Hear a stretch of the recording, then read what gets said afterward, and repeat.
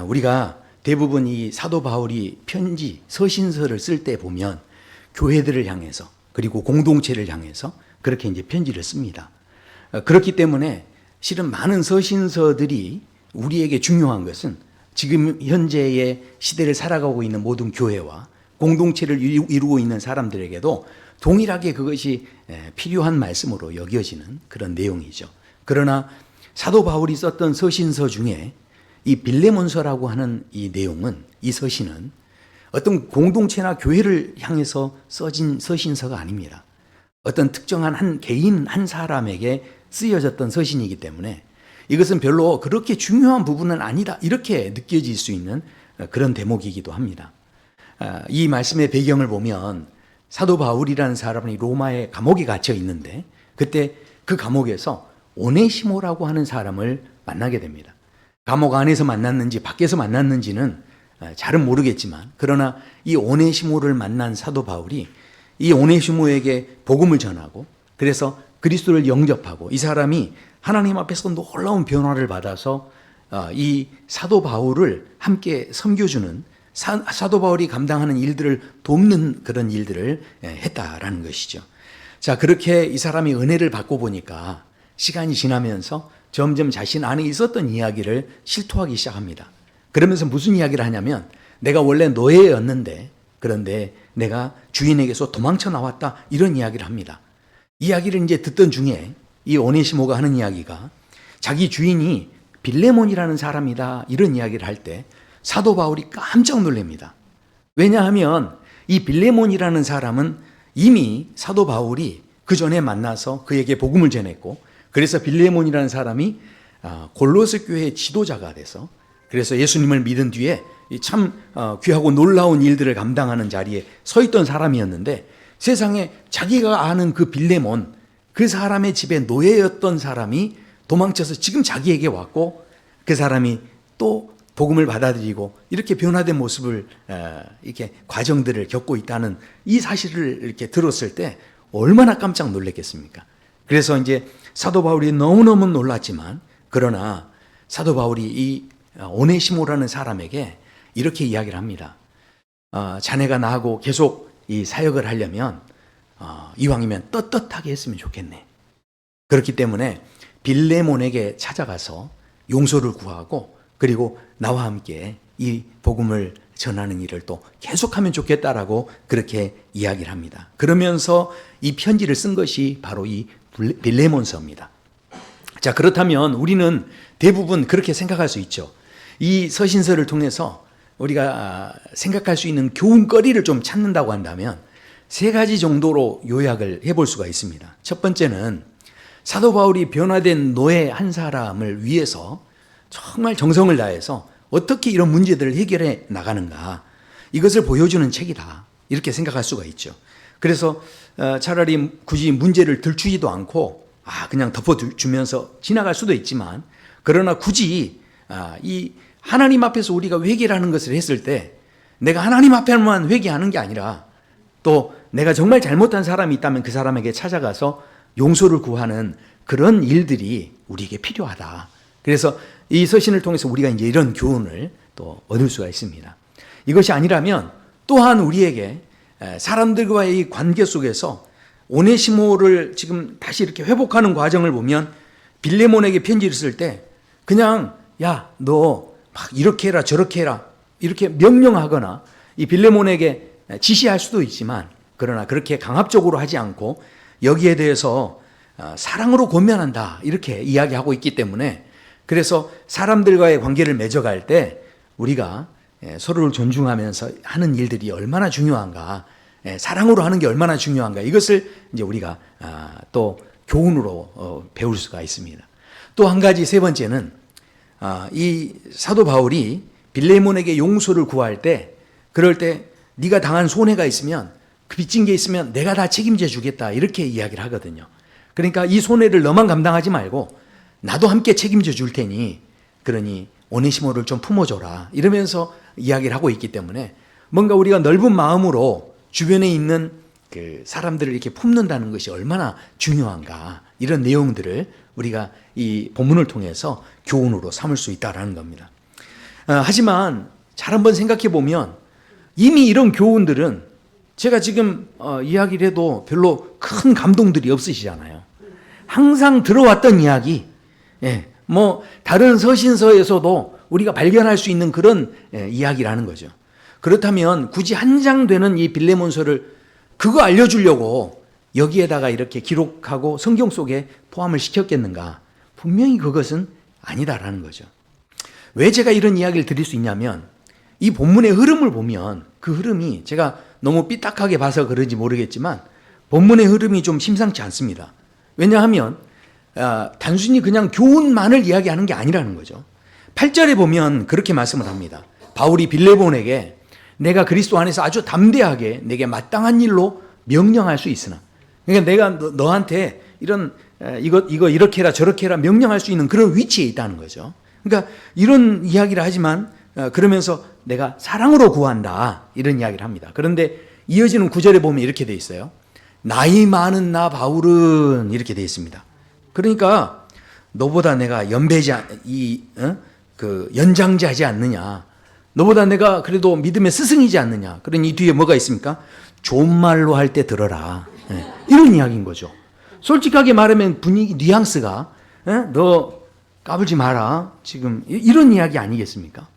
아니 그러니까 이런 식으로 이야기하는데 이게 무슨 교훈적인 이야기다 이렇게 볼 수가 있겠습니까?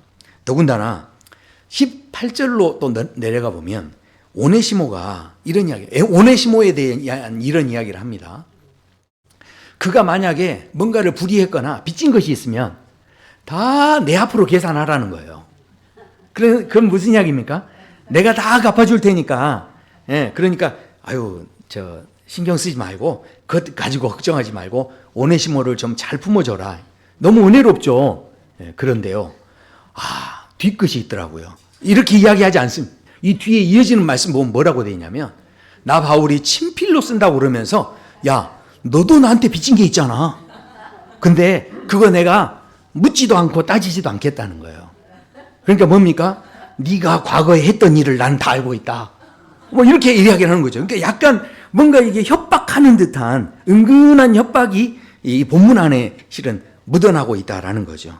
자, 그렇다면 단순히 그냥 윤리적인 교훈만을 위하는 거라면 이걸 좀 더 부드럽게 썼지 않겠습니까?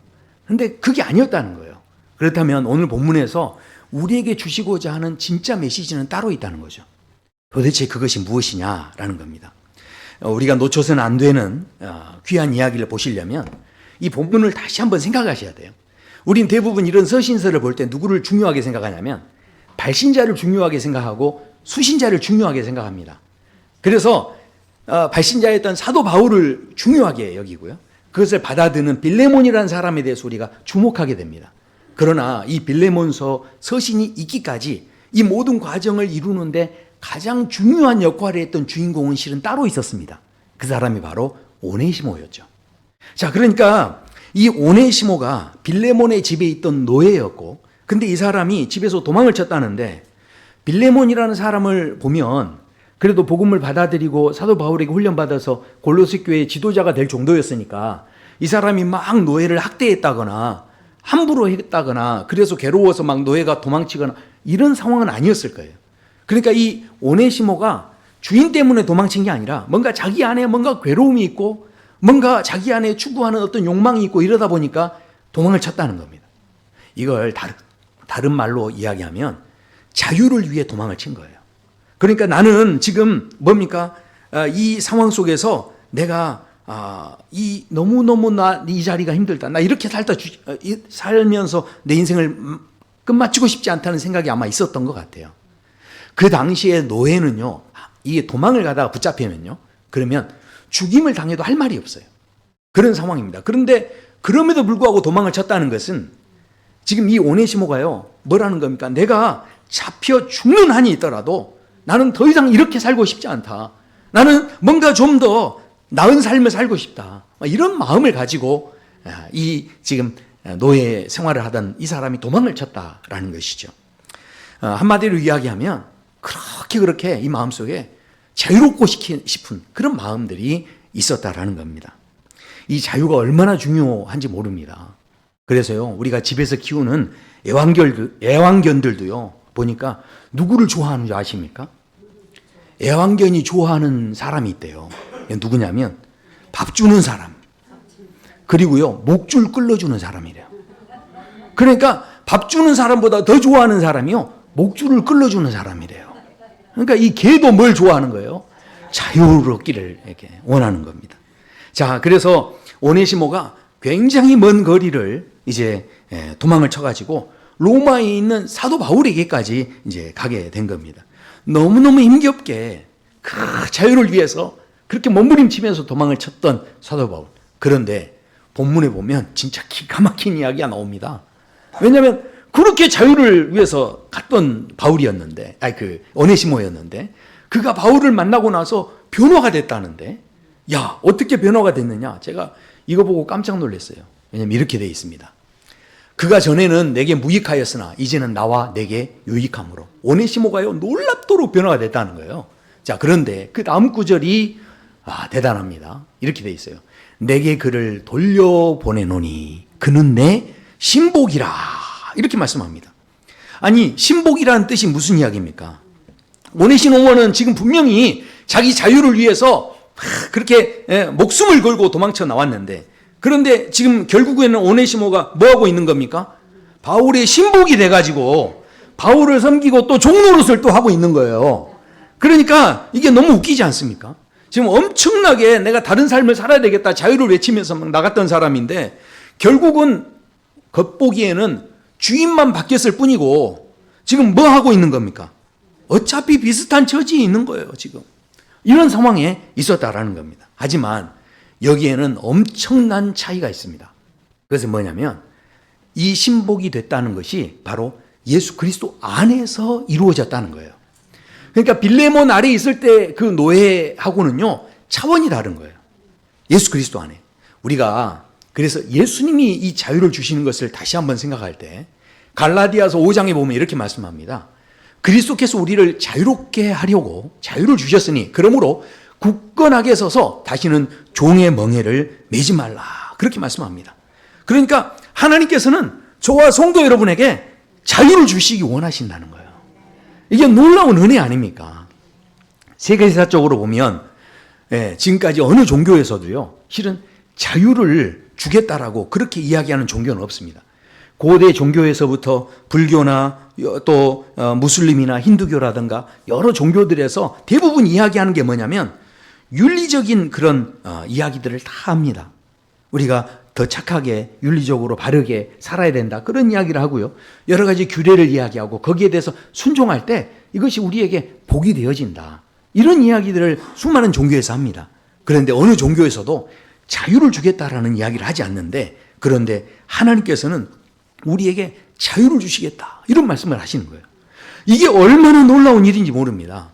세계대전이 일어났을 때 유대인들이 수용소에 이제 독일 사람들에게 붙잡혀서 수용소에 끌려갔는데, 그 수용소의 정문에 들어가는 입구에 보면 이 입구에 이 한마디 표가 이렇게 붙어 있어요. 이렇게 써 있는데 그 표가 굉장히 유명한 표입니다. 너무 충격적인 표예요. 세상에 어떻게 수용소 그 입구에 그런 글을 쓸 생각을 했겠어요. 근데 독일 사람들이 독일어로 뭐라고 썼냐 이렇게 썼어요.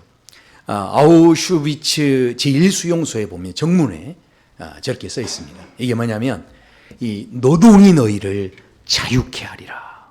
노동이 너희를 자유케 하리라. 아니 이게 지금 말이 됩니까? 너희들 여기에 들어오면 이제 모든 게 끝났다. 이렇게 해야 맞지 않습니까? 지금 뭐하러 저 안에 들어가게 한 겁니까? 다 잡아 죽이려고 들어오게 한 거지 않습니까? 그러면 너희들이 이제 죽을 준비를 다 하거라. 뭐 이렇게 한다던가 이래야 상식적인데 뭐라고 하냐면 노동이 너희를 자유롭게 하리라. 이게 무슨 이야기입니까? 그 안에서 너희들 이 안에서 진짜 자유로우려면 열심히 일하라는 이야기예요. 노동하라는 이야기입니다. 그런데 생각해 보십시오. 아무리 노동을 해도 저 안에서 아무리 노동을 해서 조금 자유를 얻는다고 해도 결국은 어디 안에서 몸부림치는 겁니까? 감옥 수용소 안에서 몸부림치는 것뿐입니다. 그러니까 이게 너무나 이게 모순적인 이야기 아닙니까? 이 사람들이 그래서 얼마나 힘들었으면 이 독일군한테 반항할 수가 없으니까 이거 역사적인 기록에 보면요. 저기에 보면 알버트라고 돼 있죠. 저기 보면. 예. 근데 ARB라고 돼 있는데 B자를요. 이 수용소에 있는 이 포로들이 B자를 뒤집어 놨대요. 반항하느라고. 예. 예. 그렇게 했다는 이야기도 있습니다. 그러니까 얼마나 이 심한 고초를 당하고 어려움을 당했으면 저 사람들의 마음에 그런 마음이 있었겠어요. 근데 세상에 우리가요, 여기에서 우린 다시 한번 생각해 봐야 되죠. 어쩌면 지금 이 독일군들이 이 유대인들을 저 안에 집어넣고 노동이 너희를 자유롭게 하리라. 그러니까 와, 우리가 그러면 이 안에 들어오더라도 어떻게 해요? 잘 말을 잘 듣고 노동만 열심히 하면 내게 자유로운 시간이 주어지겠다 하면서 내가 내 마음대로 할 수 있다라고 하는 이 자유로운 것에만 꽂혀가지고, 그래서 내가 지금 수용소 안에 있다라고 하는 비참한 것은 잊어버리게 되는 그런 모습이 실은 있다는 거죠. 근데 현대인의 삶을 살아가는 우리 모두가 이 간판에 속아서 지금도 그렇게 살아가고 있다는 겁니다. 그 대표적인 것이 소유하고, 뭔가를 내가 소유하고 권력을 잡으면 그러면 자유가 있다는 거예요. 실제로 우리가요, 돈을 많이 갖게 되면, 권력을 가지게 되면 진짜 자유롭습니다. 권력이 있으면요, 병원을 가도 그렇고요, 어디를 가든지 길이 열립니다. 그리고요, 돈이 있으면요, 비행기를 타도 기차를 타도 얼마나 편하게 다니는지 몰라요. 너무너무 자유롭게 다니는 거죠. 네, 보통 사람하고 틀려요. 비행기도 보니까 돈 더 내는 사람이 입구도 다르더라고요. 줄도 안 서고 들어가더라고요. 와, 그러니까 막힐 게 없죠. 너무너무 편리하게 그렇게 살아가는 것이 사실입니다. 그런데 돈 많이 갖고 권력을 많이 가지면요, 거기에서 멈춰지지 않습니다. 돈의 속성이 무엇입니까? 그것은요, 조금 더라고 하는 중독에 점점 빠지게 합니다. 권력이라는 것도 마찬가지입니다. 권력을 가지고 있는 분들 만족하는 거 보셨습니까? 권력 중에서도요, 그래서 어디에 빠집니까? 절대 권력. 절대 권력이라는 것을 사람이 이게 추구하게 되는 거죠. 보니까 우리 교회는 돈이 있는 분도 안 계시고 권력이 있는 분도 안 계셔가지고 별로 마음에 와닿지를 않는 것 같아요. 그렇다면 좀 더 마음에 와닿는 것으로 제가 예를 들면, 내가 내 하고 싶은 대로 다 한다, 이런 게 있잖아요. 그래서 지금은 아니시겠지만 왕년에 막 술도 마시고 담배도 피우고 내 마음대로 다 한다 막 하면서, 내 마음대로 하는데 누가 뭐라 할 거야 막 이렇게 하면서 할 수 있잖아요. 그러나 실은 그렇게 마음대로 하는 게 아니라 점점 거기에 매여서 거기에 중독이 되는 거예요. 그거 없으면 실은 못 살게 되고요, 그거를 자꾸 해야 되고요, 여기에 끌려가게 된다는 거예요. 결국은 거기에 내 마음대로 뭔가를 하는 것이어서 좋은 것 같았지만 거기에 자꾸 매여서 거기에 종된 모습으로 살아가게 된다는 거죠. 내 마음대로 하는 게 어쩌면 내 마음대로 하는 게 아닐 수도 있어요. 왜냐하면 내 마음 안에 분노가 있습니다. 화가 있습니다. 근데 뭔가 다른 사람이 뭔가를 했을 때 거기에 대해서 내가 분을 내고 내가 막 화를 내고 그러면 내 마음대로 다 한 것 같죠. 근데 그게 아니라는 겁니다. 내 마음대로 다 한 것 같지만 결국은 수용소 안에서 몸부림치고 있는 그런 비참한 인생일 수 있는 거예요. 실은 분노하고 화내는 그 상황 속에서 뭡니까? 그 틀 속에서 자기가 사는 거예요. 그 수용소에 자기가 그냥 사는 겁니다. 내 삶이 왜 행복하지 않습니까? 감사할 일이 많고 행복할 일이 많고 축복할 일이 많으면 얼마나 좋겠어요. 내 삶의 자리에 그런 일들이 풍성하면 얼마나 좋겠습니까? 그런데 맨날 화내고 분노하면 어떻게 되겠습니까? 그 사람의 삶은 남에게만 피해를 주는 게 아니라 자기도 그 틀 안에서 그 수용소에 갇혀서 사는 것 뿐이다라는 것입니다.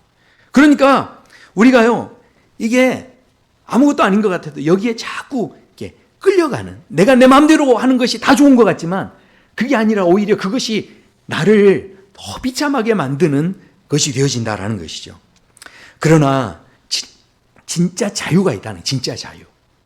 오네시모라는 사람이 종으로 매였던 그 삶의 자리에서 그걸 견디지 못하고 뿌리치면서 이제 나왔습니다. 그래서 도망쳤는데, 그런데 그러면 이제 주인이 내게 없으니까 나는 자유롭다, 이제 나는 내 마음대로 할 수 있다, 이랬을까요? 아닙니다. 오네시모는요, 그 도망친 순간부터 끊임없이 도망치는 삶을 살아야 됐습니다.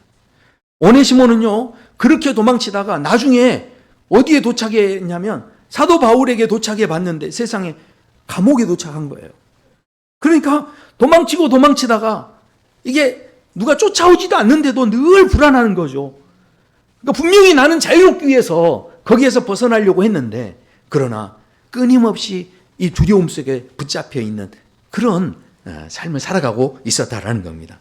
자, 그랬던 이 오네시모가 예수님을 만나게 되고 예수님 때문에 자유함을 얻게 되는데, 이 자유함이 너무 큰 자유함이 되니까 이 오네시모가요 너무 기뻐가지고 이제는 억지로 섬겼는데 이제는 사도 바울을요 기쁨으로 섬겼다는 거예요. 그리고 자원함으로 섬겼다는 겁니다. 누가 시켜서 하는 게 아니고요, 자기 자유의지대로 섬기는 자리에 나갔다라는 겁니다.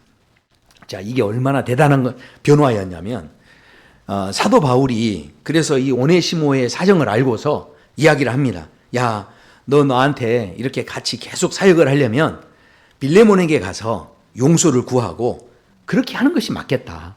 그 다음에 나하고 함께 사역하자. 이런 이야기를 했을 때 생각해 보십시오. 오네시모가 만약에 변화받지 않았다고 한다면, 예수 그리스도 안에서 진짜 자유함을 느끼지 못했다고 한다면 그 말을 들었을 때 얼마나 두려웠겠어요. 지금 빌레몬에게 가라니요? 도대체 무슨 이야기세요? 하면서 깜짝 놀랐겠죠. 근데 이 오네시모가요, 그 빌레몬에게 가는 일에 대해서 불안해하지 않았다는 거예요. 거기에 대해서 어떻게 합니까? 죽으면 죽으리라 하는 마음으로 갈 수 있는 힘이 생긴 거예요. 왜냐하면 예수 그리스도 안에서 자유함을 얻어버린 겁니다. 지금 더 이상 자기에게 두려움이 문제가 되지 않는 거예요. 왜냐하면 죽음을 이기신 예수님이 자기의 구주가 되셨기 때문에 그 주변에서 여러 가지 위협적인 것들이 있어도요, 거기에 더 이상 떨지 않아도 된다라는 겁니다. 그러니까 진짜 자유의 힘은 어디 있냐? 바로 이런 게 자유의 힘이라는 거죠. 그래서 성경에 말씀합니다. 진리를 알지니 진리가 너희를 자유롭게 하리라. 진짜 자유한 사람들은요, 누구를 아는 거냐면 진리 대신에 예수 그리스도를 아는 거예요. 그러니까 그분 안에 있으니까 이게 자유로워지는 겁니다. 우리가 무엇을 하든지 간에 뭔가를 다 할 때마다 선택을 하죠. 선택 안 하는 게 없습니다. 아침에 나오실 때도 오늘 뭐 입을까? 그거부터 선택하셨잖아요. 날마다 선택하는 삶을 실은 살아갑니다. 그런데 그 선택을 한다고 하지만 내 마음대로 오늘 어떻게 옷 입고 다 오셨는데 다 자기 마음대로 입고 오신 거잖아요. 그거 아닙니까? 네. 그러니까 내 마음대로 다 하는 거잖아요. 난 자유롭다 생각할 수 있죠. 그런데 내가 선택하는 것이 내 안에 두려움이 되는 거예요. 내가 선택하는 것이 걱정이 되죠. 내 안에 이게 욕심이 되는 겁니다. 왜냐하면 이거 잘못 선택했다가 이거 잘못되면 어떻게 해야 되지? 그러면서 그게 걱정이 되는 거예요. 그러니까 선택을 하더라도 여기에 대해서 더 막 기쁨으로 선택하는 게 아니고, 이거 잘못되면 안 되는데, 이거 손해보면 안 되는데, 이런 마음이 들어오니까 이게 온전한 선택이 될 수가 없고 늘 거기에 매어가지고 그 욕심의 종로로 타는 겁니다. 두려움의 종로로 타는 거예요.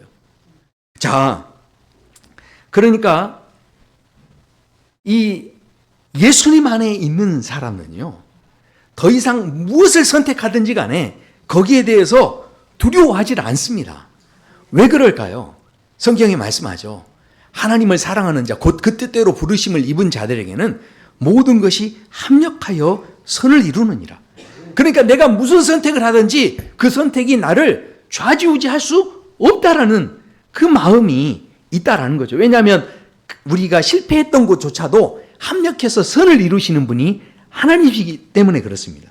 그러니까 하나님 안에서 자유를 누리는 사람은요, 이것 가지고 이렇게 할까 저렇게 할까 너무 걱정하지 않아요. 왜냐하면 거기에 누가 함께 하십니까? 하나님이 함께 하시기 때문에. 그래서요, 그 담대함을 가지고 있기 때문에 사도 바울도 이렇게 이야기합니다. 모든 일에요, 아무것도 염려하지 말고 기도만 하래요. 기도만 하면 어떻게 한다는 겁니까? 내 마음과 생각을 지켜주신다라는 거죠. 그러니까 내 마음과 생각이 지켜진다는 게 이게 자유함인 거죠. 생각해 보십시오. 아브라함이 이 조카 롯과 함께 있다가 헤어질 때, 그럴 때 아브라함이요, 굳이 자기가 먼저 선택하려고 하지 않습니다. 조카에게 먼저 선택하라고 합니다. 왜 그렇게 한 겁니까? 동쪽으로 가든지 서쪽으로 가든지 북쪽으로 가든지 남쪽으로 가든지 자기는 좋은 땅이 별로 그렇게 중요한 게 아니었어요. 아브라함은요, 뭐가 중요했냐면 그냥 하나님이 함께 하시니까 그곳이 어디가 됐든지 상관없다라는 마음이 있는 거죠. 그런데 진짜 자유롭게 내 마음대로 내가 뭐든지 하겠다라고 하는 사람은 이거 잘못 선택하면 망하는 줄 아는 거예요.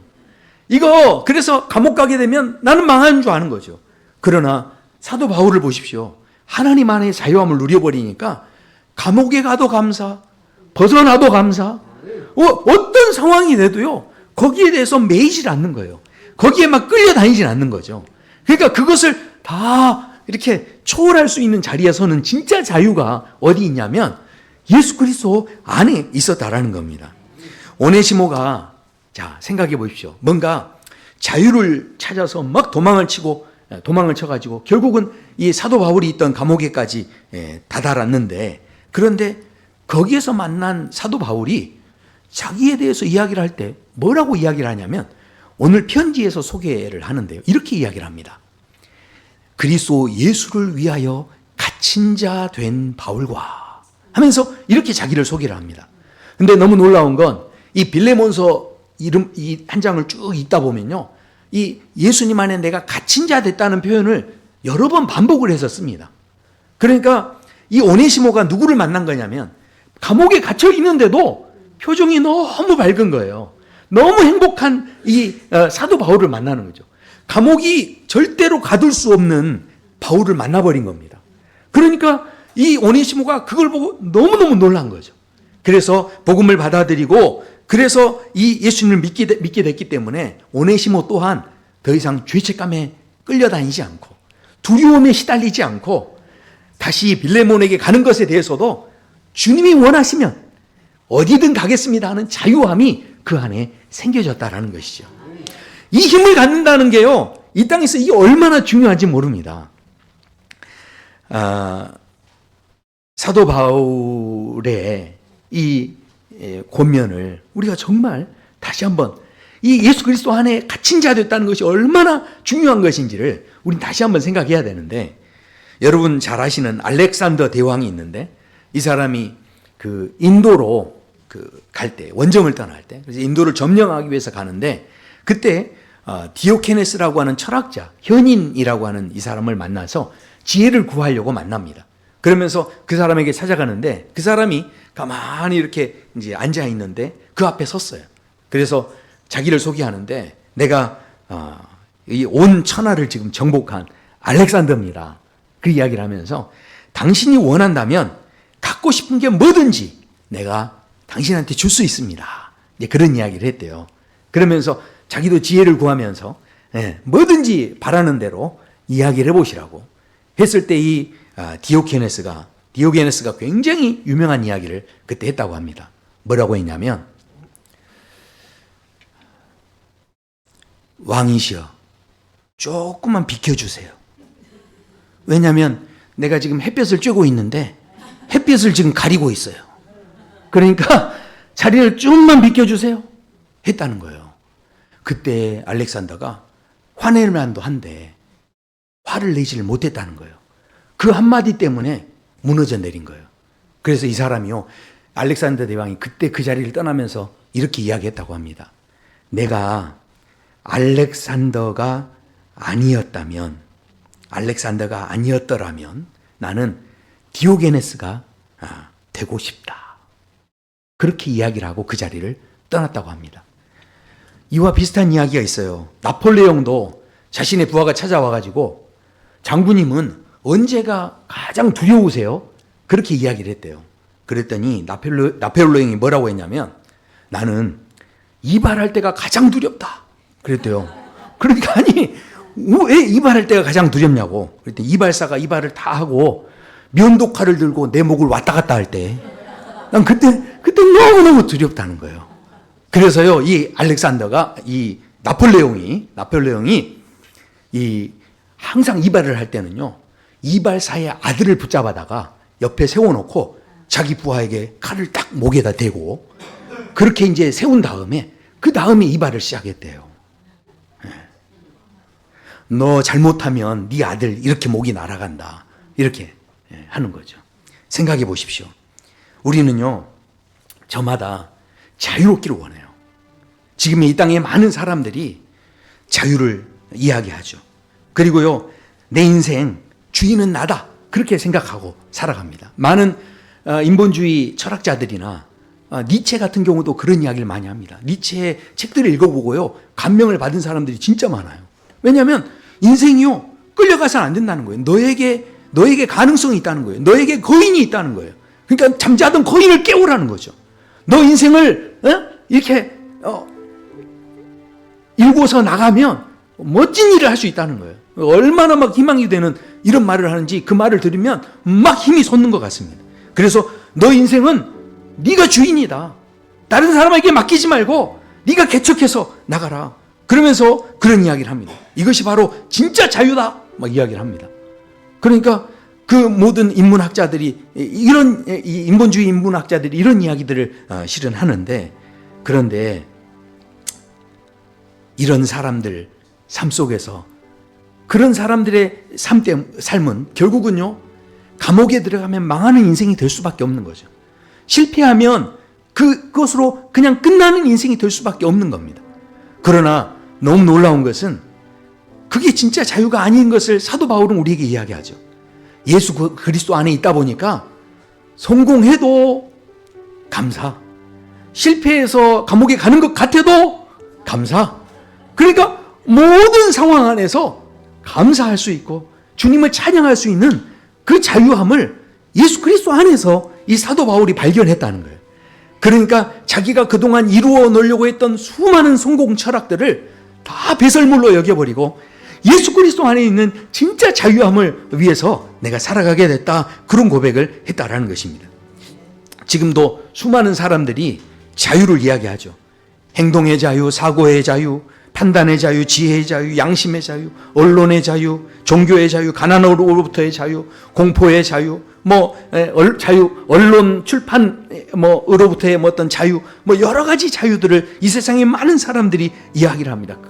왜 그럴까요? 그만큼 지금 사람들이요, 끊임없이 자유를 갈망하며 그렇게 살아가고 있다는 겁니다.